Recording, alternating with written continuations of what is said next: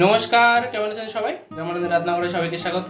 চলে এসেছি একটা নতুন রেসিপি নিয়ে। আজকে আপনাদের বানিয়ে দেখাবো হচ্ছে বাঁধাকপির পকোড়া। সেখানে দেখতেই পাচ্ছেন ঝিরি ঝিরি করে একদম কুচিয়ে নিয়েছি বাঁধাকপিটাকে। এবার তার মধ্যে দিয়ে দেবো হচ্ছে ধনেপাতা আর কাঁচা লঙ্কা কুচি। তো এবার দেবো স্বাদ পরিমাণে নুন, হলুদ,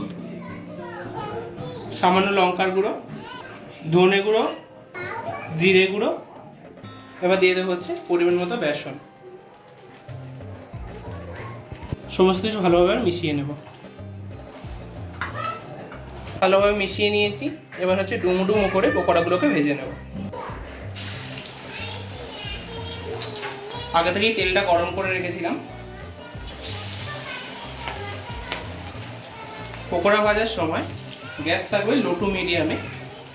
আর আমি এখানে পেঁয়াজের কোনো ব্যবহার করিনি, আপনারা চাইলে পেঁয়াজ ব্যবহার করতে পারেন।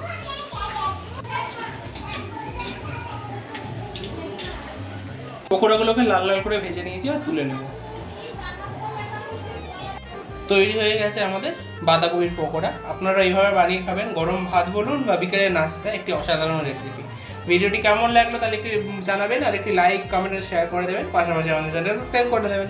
Thanks for watching.